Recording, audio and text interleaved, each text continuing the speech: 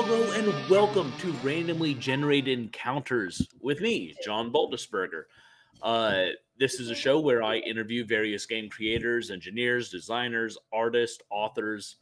If people are doing cool stuff, mainly in spooky shit, I will interview them here. With me today, I have Joel Clark. Joel Clark, you designed Lone Wolf Fists. What? And I guess my first question, right off the bat, what does a lone wolf fist? Is it consensual? No. As you can see from the cover, there's nothing consensual about this fisting. It's quite violent. I love it. So, man, I'm in this terrible place. I'm going to cut this out before we go this on YouTube. I'm in this terrible place right now where we made a bunch of really great jokes, and they were funny and clever, and we looked very handsome, but we were muted, so no one heard any of them. You lost all the gold, people. It's lost media. It's all gone. It's all gone. Now we're just going to sit around and cuss. So nothing but mediocrity left. You have 5 years ago, I backed a project called Lone Wolf Fist on Kickstarter. We touched base. I invited you onto Wandering Monster in its previous incarnation. Since then, we've worked together on projects. We've been on panels together. We're friends. And we've had a beautiful friendship. I mean, we even made some really cool games together. So it's really fun because we have very different design ideas and philosophies that cause us to butt heads, but once we get past that headbutting, we really work beautifully together to make something that brings out the best in each of our philosophies. And maybe it's been really interesting working with you because I have such a different idea about how games are supposed to work. And then, but like you're right, there's this weird synthesis where after we're done arguing like a bunch of old women, we find the parts where we agree, and we're like, oh, these are actually the best parts when I think about it. Yeah, there was a moment where, Joel, you came to me on a project we were working with this several pages of a design doc, and I was like, "But I want it to be like this," and you said, "Okay, cool, but this is why that kind of sucks." And we talked about it for a little while, and when I finally got like my words out of my mouth, you said, "Okay, what you're describing is not what you actually said you wanted. Here's how we do that and make it cool." So it worked out really well. But we're not here to talk about projects in the past. We're here to talk about Lone Wolf Fist because it's out. It's available right this second on DriveThruRPG. Yeah, and you can get it and punch a tank in half within moments. It's wonderful. Look, there's a lot of terrible shit in this world, Joel. But you know what makes me super happy? Kaiju. And a little bird named you told me that you put kaiju in this game specifically for my cold dark heart. I did. Well, because I knew I wanted to have big giant monsters, and I went through several versions of how they would work. And it wasn't until I met you when I realized giant just wasn't giant enough. I needed them to be absolutely titanic. So I put like Godzilla-esque super monsters, the biblical Leviathan is in this game.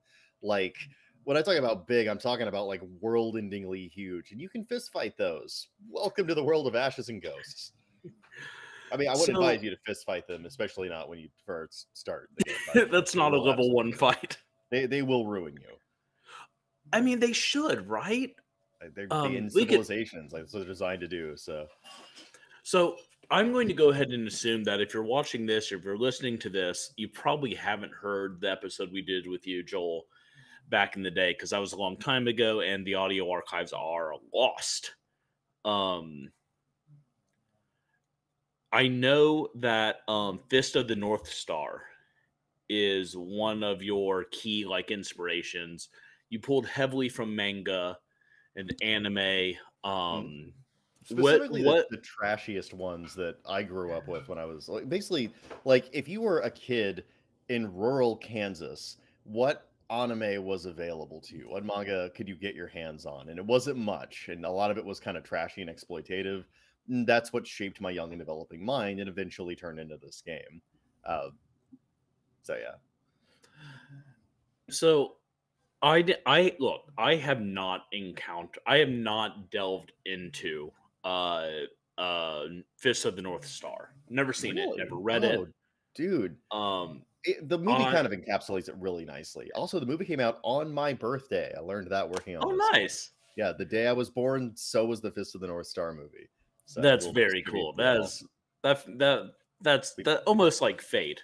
We punched our way into the world at the same moment. I love it. Hopefully the producers and your mother survived the fetal combat. I mean, like I can't speak for the producers. My mom's a battle axe, though. She can survive anything.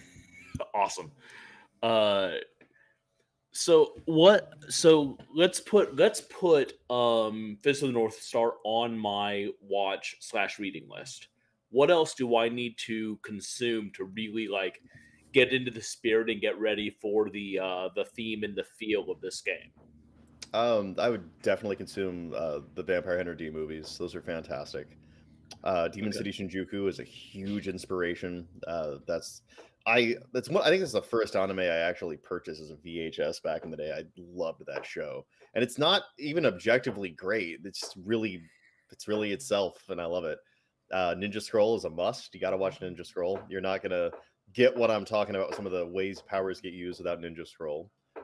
It's not actually technically an anime, but Avatar: The Last Airbender is definitely a huge inspiration for this game. Let's see what else. There's a lot of Miyazaki movies. Castle in the Sky and Nausicaa Valley of the Wind and Princess Mononoke is a big one. Watch all of those. Geez, what else? That should do you. You should be able to get along with those. Maybe a little Dragon Ball Z, especially Dragon Ball too. Oh yeah. So on that note, though, what about video games? Are there any games that you feel are spiritually connected to Lone Wolf Fists? Also, I just want to point out that Immortal Ryu suggested Fist of the Joel Star as the name of your birthday celebration, and I concur. I like it. Yeah, I think I'll make it an annual habit to just watch it on my birthday every single year. Also, another Nice. weird like fate thing. So I moved to Alaska while I was working in this game to follow my kids because me and my wife split up. And turns out the Big Dipper is like on their flag. So the same thing that's on Kinshiro's chest is like I see it everywhere up here. It's fate, man. Like the heavens parted and a fist rained down and it turned into a game. And it's the North Star. Okay, that sounds more like something I would write. Well, hallelujah, it's raining parts of men. Hallelujah. It's not the most interesting part of a man that it can rain, but it's definitely the most violent. Okay, so video games. Yeah. The old school 2D fighters, like the classic 2D fighters, Mortal Kombat, Street Fighter, those kind of things. I really like. Not only did I lean on the visuals and the aesthetic of those games for inspiration, but the actual mechanics of those games and how they work and how the high level tournament stuff works with that was a huge inspiration for the design of this game. As was Magic the Gathering and stuff like that. It's not really a video game, but Magic the Gathering is a great idea of curbing all of the powers around this like central conceit. That was huge in the design of the kung fu techniques because I wanted to make sure that there's a sort of a collectible element to them that was fun to get new ones, and like Magic got that down to a science. So let me see. So those are gigantic. Geez. It's not directly related, but I loved the decayed world of Legacy of Kain Soul Reaver, and I liked the melodrama of that a lot. And so some of that bled into it as well. A lot of old school Nintendo adventure games, like the original Legend of Zelda for the NES and the Super NES version of that. I like the way those games felt when you were like, it really felt like exploring a world in those games. Breath of the Wild does that now too, but it wasn't an inspiration for this. I have since played Breath of the Wild and it's awesome. But games like that where you're kind of, not only are you sincerely exploring, but you can just screw around and do stupid stuff like throw chickens into a lake. Like that's my exact jam. And that's the kind of anarchic energy that I wanted to put in this game. So all of those definitely. There's probably a lot more. Yeah, definitely those. We can talk a lot about some of the mechanic stuff you mentioned, because I've played a lot of Wushu games. Or let me rephrase. I've read a lot of Wushu games. How many I've played?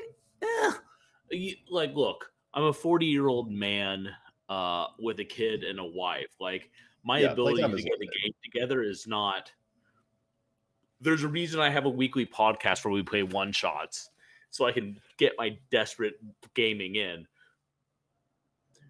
But I've read Feng Shui. Ooh, that's a good one. It's a classic. Shard. Shard had a. If you don't know Shard is an anthropomorphic animal. Oh yeah, I had some furry friends who were super into that. I remember that one. What's interesting is with a little bit of tweaking, it had a really, really solid combat system. But it required tweaking. It required homebrew. But it was a really pretty game. It was a really cool game. And I am not a furry. No judgment on that. I'm just saying, like, you don't have to be in that lifestyle to be into that game. I'm amazed that I put I allowed certain backers of the really high tiers to design whatever they wanted for the game, and I'm amazed nobody put any furries in. They're not there. I'm going to put werewolves in myself. Let's move on. But because of the very specific feel of Wushu, and not just Wushu, but kind of specific. Oh, little vampire behind you. Hi, vampire. All right. Mwah. Go have fun. Because of the specific feel of super powered, superhuman Wushu, right? Where you're drawing Xianxia on. is what it's called, actually, as it turns out. Pardon me? Learned that from Xianxia is what it's called, as it turns out. It's Xianxia? Xianxia, because there's Wuxia, which is like the punches and kicks martial arts, which is a little more grounded, and then Xianxia, which is the kind of nut bar stuff where you can like punch through a mountain. Okay, cool. So, but you're combining both, like, because you mentioned Street Fighter and Mortal Kombat, which are much more, kicks and punches and sweeps. But also, and then occasionally turn into a dragon and eat somebody, but Yeah. So it's Wushu and Shusha. Wuxia and Xianxia. Wuxia and Xianxia. And I'm not putting the right accent energy into that. I wouldn't even be able to hear it if you were. Like, let's be completely fucking frank. My extra English languages include cussing in Thai, cooking in Spanish, a handful of Yiddish, and a handful of Hebrew. Yeah, okay. And that's cussing in Serbian. So, like, all of my languages are languages, not tonal languages. Yeah, okay, point I'm trying to make. Go nuts, guys. Kung Fu, whether it is grounded in like realistic Shaolin Kung Fu, or superhuman wire fu of Hong Kong cinema, is a complicated thing with a lot of variables of what you can do, how you do it, and the way you go about it. Xianxia. Ryu posted it in chat for me. Thank you, sir. Yeah.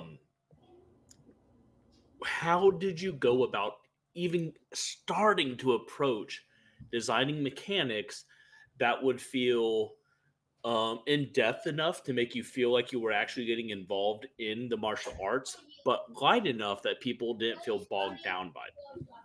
Ooh. Well, I had a good template to work from. And this game is kind of a sequel game to Legends of the Wulin, which was a pre-existing Wuxia game designed by Eric Breck, Jerry Skold, and the guy I work with, David Ramirez. Eric and Jerry aren't direct parts of this project, but they've actually been involved for a while with it. I went and talked to them about advice, and they've given it their blessing in a lot of ways. I mean, really explicitly with Eric. Jerry's just my friend on Twitter, so I'm going to call that good. Sure. No, like they both actually seem to really like it, and I've gotten some feedback from them, and really they broke a lot of the ground for this. Like, just a second.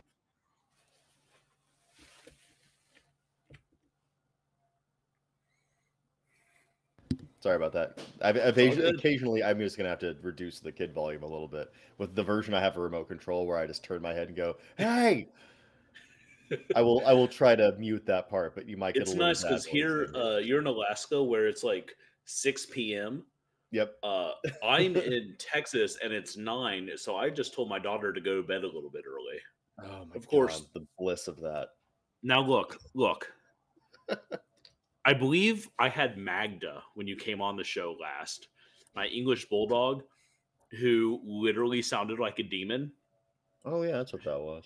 Yeah, she would rub her face on this guy behind me and the whole time. But now I have this. And for those of you who are new to the show, this is La Contessa Frijoles, Beans, and she is a snore elemental. So no matter when I record, she will be snoring. Just look Pap in the dog's little fat belly. It's adorable. Pap. It's so good. Okay, so back to Lone Wolf Fist. Okay, but yeah, designing the stuff. Yeah. Eric and Jerry broke ground on a lot of the basic mechanics that underlie it. They are the ones who did the effort pool, which is first named the lake. It's a pool of D10s, and the way that worked really felt very good in terms of like how it translates. Pretty intuitive to use. It's like the one big hurdle I find people have is the die rolling and matching. You just have a pool of D10s, you roll them, and you take like facing dice, so 2 different 3s, and you match them together and get sets. It's based on the one roll engine, which is an even older game. But yeah, that's the basic mechanic. And what they found about it was that that feels really good for fights because it doesn't give you a single yes or no result. It gives you a lot of this good, that good kind of results, which gives you flurries of attacks and defenses, which feels very right. Like the game feel of that is perfect. The other thing that it does is because all of your stats are abstracted into that, it gives you a general competence, like this broad pool of competence that just gets better as you get more powerful. And that really reflects the fiction really well because Kung Fu Masters aren't just good at fighting, they're good at everything. They're just generally like this higher case to people.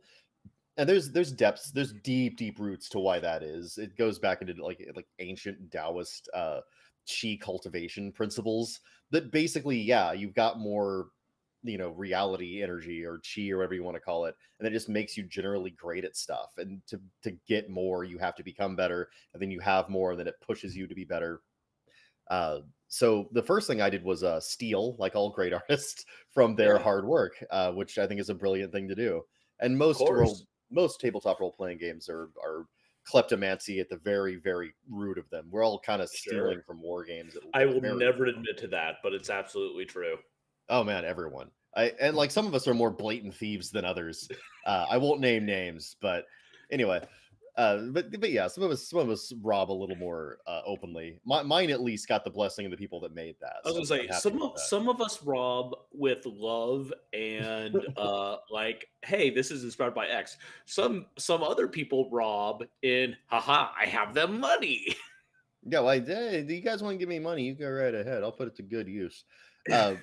No, like I always make people to pledge, and I consistently stand by this, that I'll put your money to its most awesome use. That's what it's for. The money that goes into this turns into art and kick-ass rules. Enjoy. Yeah. But yeah, so I can't really take credit for the fundamental system that really worked. The other thing it was imbalances, which is basically like a wound system where you have wounds and they make a tactical difference. You have to role play your character differently. That's a very wuxia thing. Like one-armed swordsman's like the classic one where the guy gets his arm cut off and that's like his whole arc is learning to fight with his other arm. That sounds boring, but I promise you should watch One-Armed Swordsman. It's a good use of your time. But like all of them, and they have esoteric chi conditions where your internal alchemy gets messed with by someone, which is a very Fist of the North Star thing too. He's all about hitting your pressure points and making your head explode. And like that system underlying things, I'm just gonna place my phone over here so it's not as loud. That system underlying things, again, I didn't generate that. It was them, and I think they got feedback from Jenna Morin, who made a similar system for Weapons of the Gods, which is the precursor game to that. So those I can't take any credit for, which is sad because they're some of the coolest things in the game. The stuff I can take credit for, I also kind of take credit for. Like I kind of can't. So the other thing that you can do in this system is you get your magical chi power, which every game has its own version of that. You know, Vampire has blood points, and Exalted has essence, and this has prana, which is based on an actual Vedic term, I think. That flows from your chakra, and you use that magic go-go juice to power your techniques. And the techniques are kind of the bread and butter of the punches and kicks in this game. You have your die system, but then you layer the techniques on top of them. It's basically taking a normal punch and making it really powerful and magical. And they all have their own little effect, and they all have a cost, and they're all linked to either an attack or some esoteric mudra or magic spell or something you can do. And it makes it very Street Fighter. You have like a resource management mechanic at the core of the game, which again, I really can't take all the credit for, because Street Fighter did that before Exalted did it, and Vampire kind of did it before Street Fighter, and before that there was other systems. The basic idea of like what is effectively a spell system with a pool of mana, that's pretty ancient too. It's again one of those kind of fundamental design principles that it's hard to even cite who you're stealing from with that. But I noticed as I was designing this game and I was finding the things that worked from other games that inspired me, and the Street Fighter RPG is one of them. I was realizing that emergently from all these different ones, and like Street Fighter does it, Exalted does it, Wandering Heroes of Ogre Gate does this. It had independent techniques which were kind of like fist spells, and almost all of them had just a little cost, and they would layer on top of the other system. So the spell casting is punching effectively. And again, when you say it like that, we all know that we get what that means, you know, that so it has an intuition to it. It's like quarter circle forward A means Hadoken. Once you kind of get where you're like, oh, just roll the controller and hit punch. Right. There's an intuition to it. Same thing with all this stuff. And it's not like there's any one really ingenious thing, but there's a lot of little things that when you put them together make a really big impact. The only other thing that was, and I can't take credit for this one either, but I can take credit for using it this way. The other thing I did was I looked at superhero games and what worked in them. And the one that sang the loudest and clearest was the Marvel Face Rip system. Face Rip is fantastic. A lot of people haven't played it nowadays. It's the very first licensed Marvel game way back in the old D&D days. And it had a very simple D100 system. And the thing that was kind of genius about it was it had these universal charts in it for, you know, speed and strength and agility and charm. And what you would do is the higher you rolled on your stat, the higher you went up on this chart and the bigger the effect was. And that idea of those effect-based charts was, and making them universally like applicable, really allowed you to simulate like the way a superhero would work. Like, you know, how much can I lift? I'm the Hulk. Roll the D100. Let's find out. And generally be able to lift a pretty significant amount. And that also had the genius thing of certain characters are just, they have a big boost to them. So they kind of start different parts of the chart. Brilliant. So I took that basic idea and worked it into this game as the seven core effect charts, which are the 7 skills you have as a character. And they're very broad things. They're like lifting and power strength and destructive strength, speed, you know, your connection to the spirit world. Like those are the skills, and each one of them has this I think it's an 8 or a 10 point effect chart, and every tier higher gives you another power. And then certain tiers are only accessible when you use Kung Fu. So that central reference is really robust because you could use it for a lot of stuff as a GM. Like you can obviously the no duh use is I want to do this powerful thing. How hard is that? So it's a DC setter. But on the other hand, it's also a can you survive this chart for elemental effects? Like how big is an erupting volcano? So, and I could go into the woods of this for a while, but basically having those references right in the core of the game allow me to take all the crazy gonzo powers and even the like the really weak normal person powers and curb them all around that. So I knew where they were on that chart, and I could put costs to all of them, XP cost, prana cost, all of that. And that was like, and we talked about those charts. Oh, those charts are amazing, dude. Because I was at that point kind of working on the first ideas of numinous brutality at that point. Oh yeah. And I told you, I was like, I want to do something like those charts, and you said, go ahead and steal mine. Yeah, I stole them. And then instead I was like, hey, why don't you come and help me make this game? You didn't steal the chart, you stole the whole damn designer, man. That's impressive. I just took the person. I've got a better idea. Now, so I generally speaking eschew standard European fantasy. Yeah, I like that stuff too. systems and stories. Murkborg is sort of the exception to that because I love funeral doom as a music Yeah, it's genre. and Marburg is like super heavy metal too.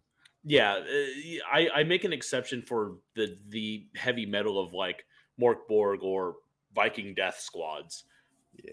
But like, I want to mention, uh, I have a game called Against the Dark Yogi, which made use of prana. And so you see it occasionally. Uh, every setting, every good God. Sorry, I realized I paused the the Twitch stream on a screen of you just looking like there's something off camera about to eat you. It's glorious. However, however, um, every game needs some sort of resource, something that you manage, um, some way to kind of like back and forth, risk versus reward. And it's interesting that what you land on, chi, mana are probably the two most common I hear. Mm. But I kind of want to make a like American Gun Fu game where your energy is based on like French fries. Whiskey. Whiskey would be good, or maybe maybe actually tying people's power to bullets would be a cool like Bullets. gun fu thing. Uh, Okay, you can look, do it. this is You can not a do like game luck. design That could be fun. podcast. That's not what Oh, we're it's gonna do about to be, here. baby. I know, like, unfortunately, you get two designers in a room, they start making a game. It's What you a do? real problem, So actually. you tie it to luck and the relationship of the gunslinger to luck. Like that way you can make it really superstitious. Like I didn't go to church last Sunday. Lady Luck isn't with me. Like that'd be great. Wouldn't that be perfect? I feel like that's sort of the vibe of like the various gunslinger games that revolve around cards instead of dice, though. I love those. I mean, Oh look, man, I'm not saying they're I want bad. to I'm make just saying they're done. play Okay. some plans. I love there's so much that you talked about that's worth commenting on. Oh, trust me, I've commented at great length. Do you still do the blog post about game design?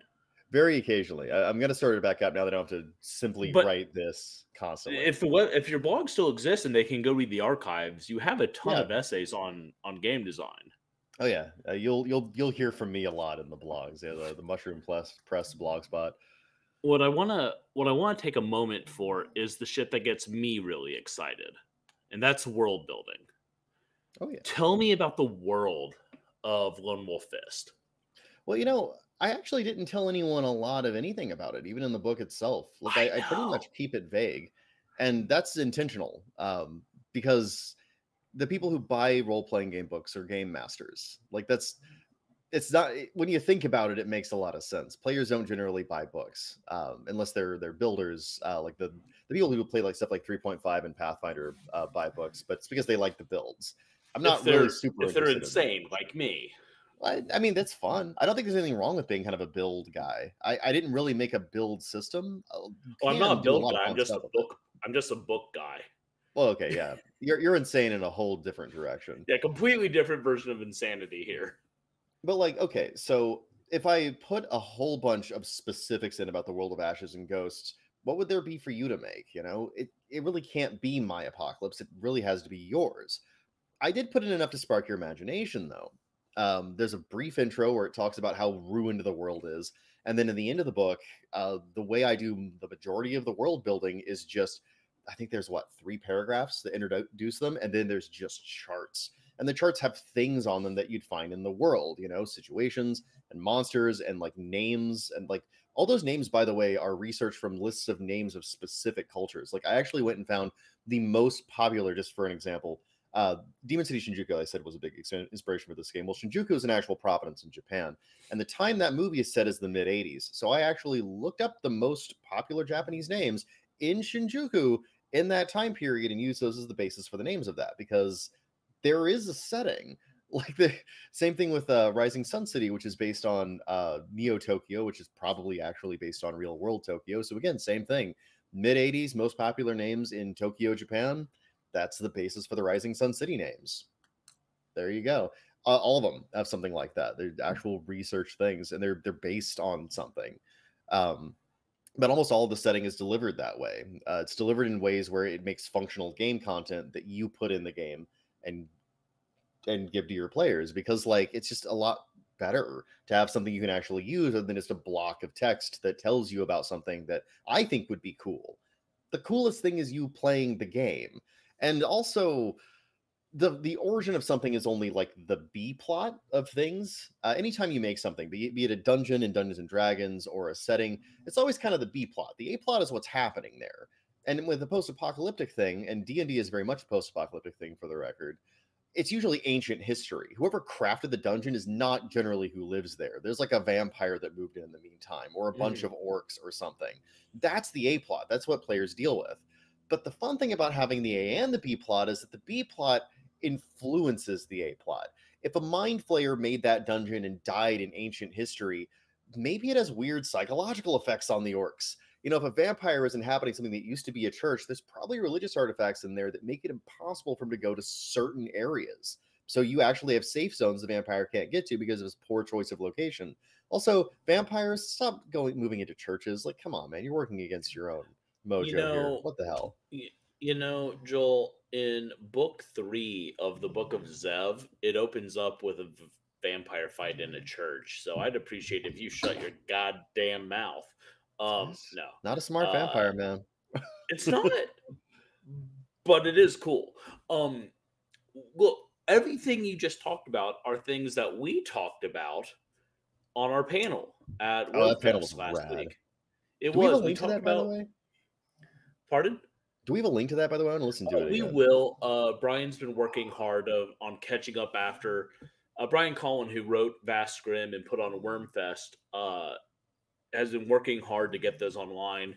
He'll get me the link shortly, I'm sure.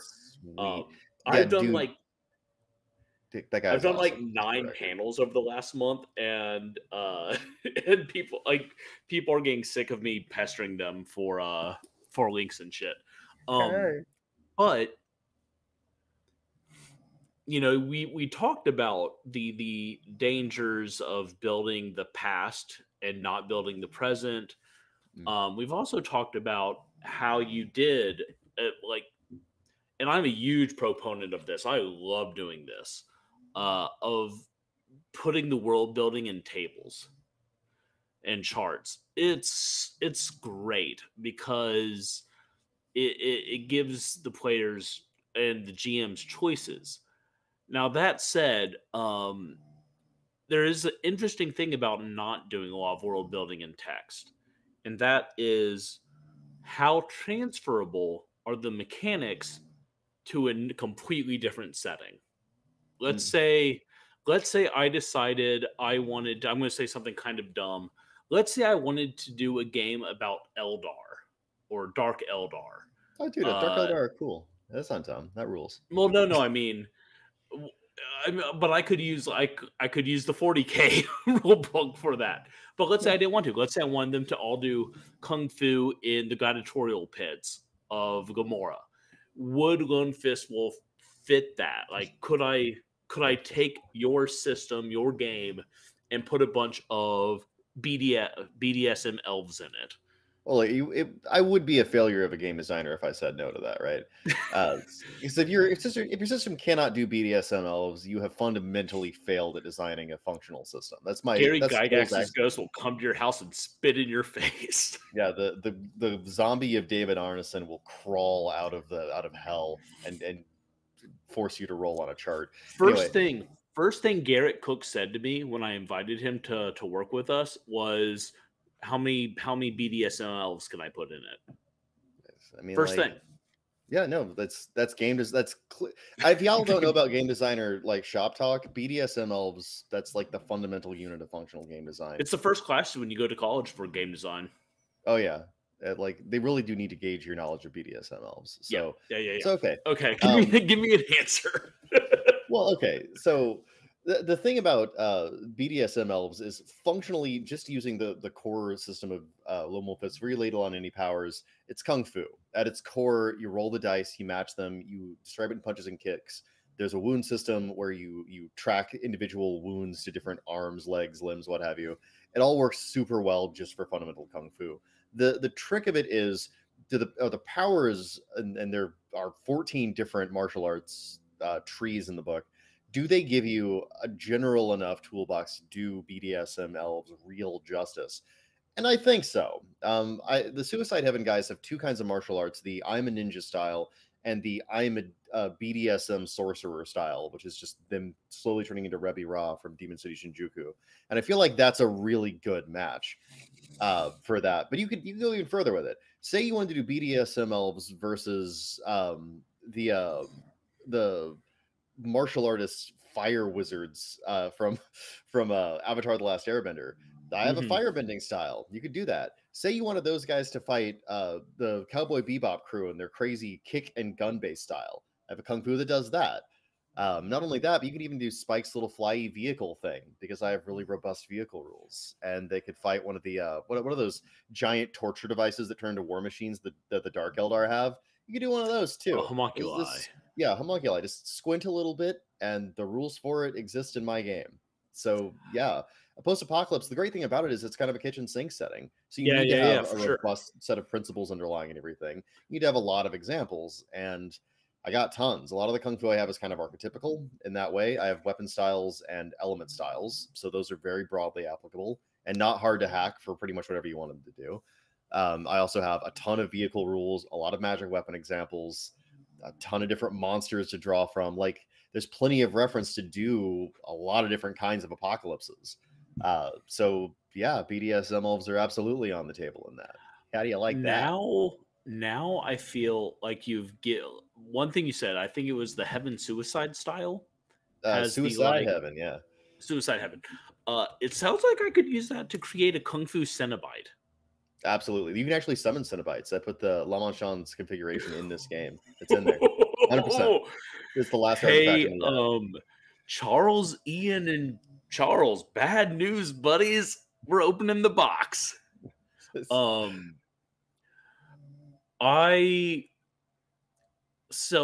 the problem with me conducting these interviews is currently I'm thinking of like a pinhead version of Godzilla because I'm 13 and that's where my mind goes.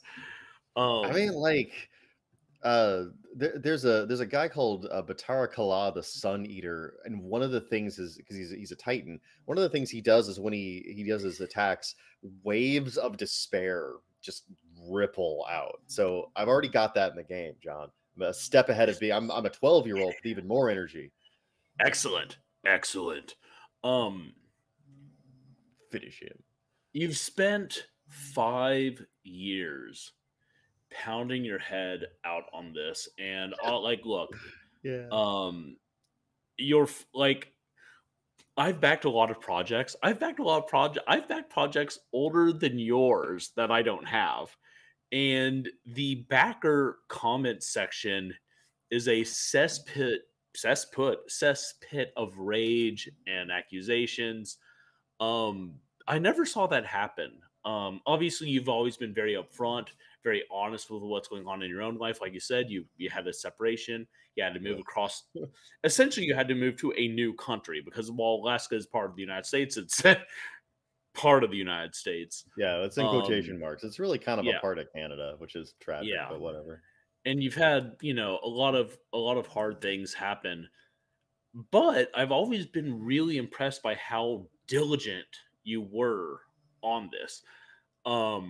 There was never a point in our relationship where you came to me and said, John, I don't know if this fucking game is happening. Oh, no, this game was always happening. No, dude, you got to be a tough motherfucker to kickstart your own game. Like, I don't recommend it. But like, I got that. Like, at the core of me, like, I'm just too dumb to quit. I think it's very admirable, and I really appreciate how much work and diligence you put into this. Not only because you're my friend and I want you to succeed, but because this is a cool ass thing you made. And awesome, isn't it? Here's the thing. I had to have this game because I want to play it. Yeah, I'm yeah, the yeah, number one yeah. fan of this game in the world. Like, I'm so excited to get the hardback formatted so I can just slap it on the table and say, okay, I made You this. and me Let's kick both. ass. I am so I think I've messaged you almost every day with like, hey, Where's physical that book yet, hardback? bud? I'm working on So it. Working on it. so first, big props just for knuckles to the grindstone, getting this thing done, right? Second, I always tell anyone who's come to me asking me advice. I've written 14 books now. I have 8 currently in print. I have people ask me like, "Oh, I want to be a writer. What do I do?" You write Write what books. you wish you could read. Yeah. Design what you wish you could play. And you did, and I respect the fuck out of that. Finally, my question. Hey, Now there's that a this question. Cool. exists, It's not just me now that jacking this off all day. exists, Joel, what's the first thing you're going to run with it? Oh man, I've actually been thinking about that because it's easy to kind of hit that burnout point, and the last little push to get this out was pretty intense. So I was like, I'm actually giving myself a 2-week design break. We are currently still in week 1 of that. Jesus, it feels like Hmm. eternity. Like, not working on design is so hard. I accidentally designed something well, last night while I was up. I was just sitting around. I was like, "Oh, you know what? I could do this," and I designed something. It's not for this project, but it's for another one of It's the a mini trap. little side games. You can't stop once you start. But what I've been doing is I've Hmm. been brainstorming, like, what is it that I want to do?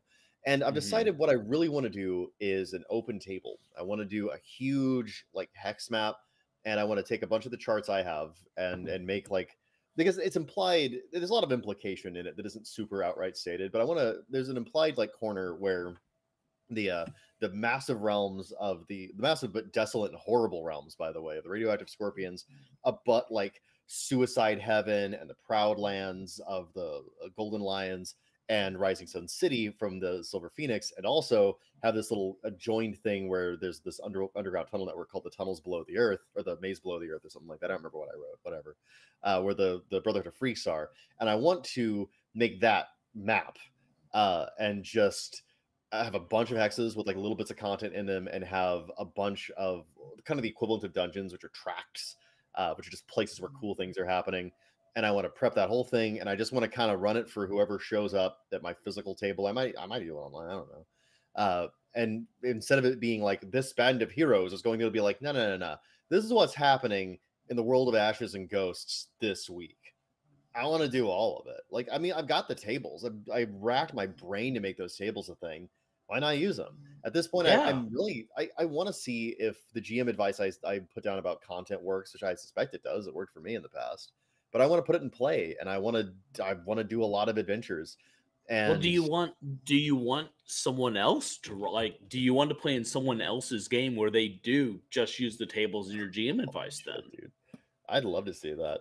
If someone wants to run a game for me, that'd be rad. I will definitely make a serious character for it. I make fun of a joke I character will for it. do what I will see if we can do what we can. Let's get a copy of it to Ian Servas, the DM for One Ring Monster, because I'd love to punch through a skull or three. Yeah, no Um, joke, man. you know what'd be fun? I recently worked on a game, Liminal Spaces, um, which is this like backrooms horror, uh, horror thing. It would be fun to play like just a bunch of badass kung fu warriors destroying their way through this nightmare dimension. Like, all right, you're I in think this that'd be room. great. All right, well, I'm going to punch reality until I can get out. Oh yeah, there's a lot of Okay. rules for breaking Okay. things in my game, so You have to. yeah, it You works. have to. If there's something, if there's if there's ever any doubt about me as a designer, my first goal is always to break reality. I think it's a noble Because goal. you can't make a delicious omelet without first cracking the bounds of limitations. Yeah, you can't make an omelet without fundamentally rewriting the basic laws of reality through violence. They That's always all say I'm that all the saying. time. That's all Yeah, I'm saying. that's a common truism. First page of Gordon Ramsay's breakfast cookery cookbook. Destroy reality. BDSM elves. That's it. Yeah, It's a it's secret. page 1, page 2. Like the rest of that book is blank, by the way. If you need more than that, you've already failed. You do more than that, you failed. Do less than that, you done fucked up. Man, I'm really excited about this game. That's one of my favorite parts of doing it so far, by the way, is every time I talk to someone about it, they're like, "This is awesome." Yeah, That's wonderful. well, Everyone's like super excited about it. I always say, and I've said this so many times, whenever you look at a game, the way you know it's successful is if you find yourself whispering "fuck yeah" or "hell yeah" over and over again. And you definitely do with Lone Wolf Fist. I mean, back in the day, I was kind of just messaging anyone who I thought had a D&D or a role-playing game that I could invite on. It's all D&D. I'm gonna go it's all grandma on this one. D&D. It's all D&D. It's all just D&D. What the hell's a system? It's D&D. System. I think it's funny that the Madness Heart Press logo is a D20 heart. Or sorry, the Madness Heart Games logo is a D20 heart when I've yet to design any system that involves a D20. I'm gonna make that happen. I'm gonna design I'm going to design the world's most amazing kaiju-based D20 system, and I'm gonna be like, I cannot wait. Yeah, I cannot wait. We're gonna have so much fun.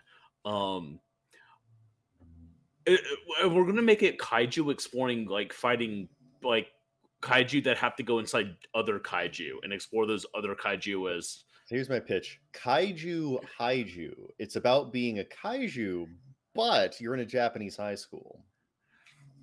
Okay. Here's my counter pitch: Kaiju Haiju. You're a kaiju, but you're high as fuck. How about Kaiju Haiju? You're a kaiju, but you consistently greet rabbis and other members of the Jewish community. Hey, how's it going? I can get away with that because you're here. That's the only reason. Yeah. Otherwise, canceled. It's fine. It's fine. Don't worry, everyone. I am Jewish. I did. Speaking of which, no one could possibly figure that out. I did. Well, I don't look. I don't have my kippa on. I don't have my. That kippa rules, by the way. I just want to straight up tell you that's one of my favorite. I love that. Things. I love my kippa. I did a horror panel at my synagogue the other week. And it was really fun because at the end they're like, "Hey, read something." I was like, Are you sure you want that? And so I did. And afterwards I put it down, I turned off my camera, I turned it on, my wife is looking at me like, "You said what in front of the rabbi?" It's like, look, it's he asked me. There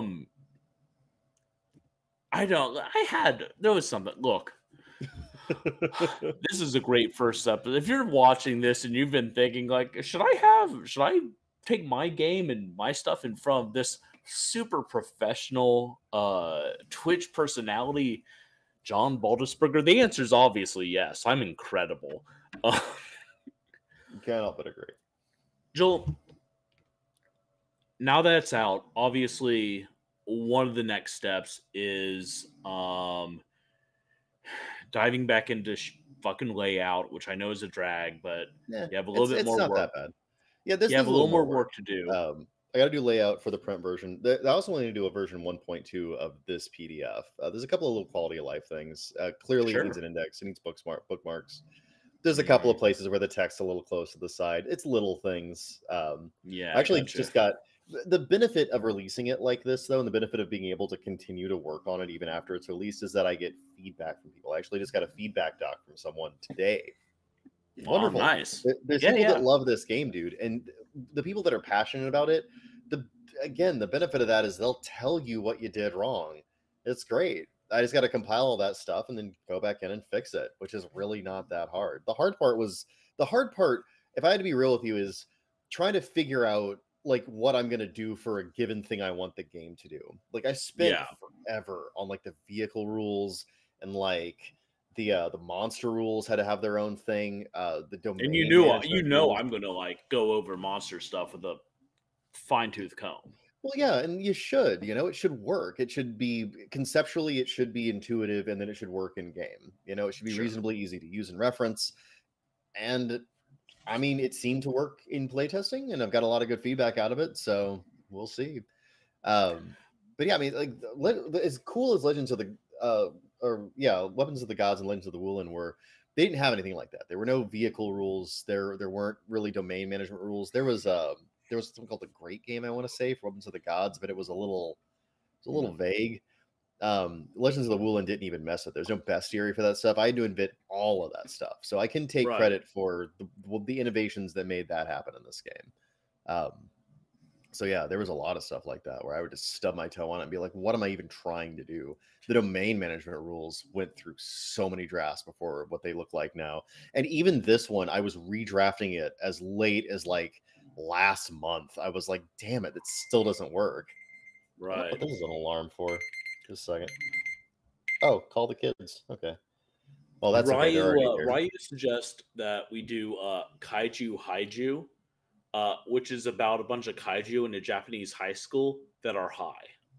Ooh, oh, you're just combining them now. That's actually kind of genius. I'm thinking that, like, if you've seen the movie Brick, we do like kaiju noir where they're drug dealers in a high school.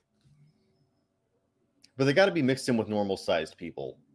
Like that would be so much better, right? It's like it's not exclusively kaiju. Like they're all like these noir drug dealer characters, and no one knows about it or suspects them. They're wearing like giant trench coats and things like that. Giant trench coats. Isn't that so much better? I'm picturing a kaiju like trying to slip someone a single grain of cocaine that crushes a car. The cop shows up and he's all action innocent, like, I don't know what you're talking about, officer. That was here when I got here. I don't see anything. Can a giant monster wear a trench coat in public? God. You've mentioned that you're still going to be developing stuff for this game. Adventures, more tables. More tables, goddamn. Well, no, we've got enough tables for now. What I mostly want to create is like do we though? I'm gonna see the phrase "for now" is the operative part of that. But like, gotcha. Okay, all right. Tables are fine, but unless they are referring to good content, they're kind of wasted, right? Like, names that you can do a table with just names. You can do a table with just like plots, basically. But you need some structure to it. A table with monsters on it without monster stats is worthless. Oh, a Panagalon shows up. Why? What is that? Yeah, you need the stat block for that thing. Right. By the way, I did two of those. I did the little heads, which are mostly for horror, and the big giant super heads, which I straight up stole from Wandering Heroes of Ogre Gate. So, just in case you're wondering where I steal my best ideas. But yeah, no, I want to make like the equivalent of like adventures and dungeons, because like everything in this game is based on the dungeon design philosophy, where you basically make rooms with stuff in it and you go between the rooms. It's a really approachable thing whenever you're a GM. Like, how do I make content for something? Well, a dungeon's easy. Well, the rules for content are made such as that you can take like Barter Town or even like the whole situation of like a Mad Max movie and turn it into effectively just rooms with stuff in it. And it's easy to run, it's easy to prep, and I want to do that for a while because A, I want people to have a robust library of stuff to grab. B, I want to show them consistently what they can do with the tools in Lone Wolf Fist. And C, I've got like 300 hexes to fill up, dude.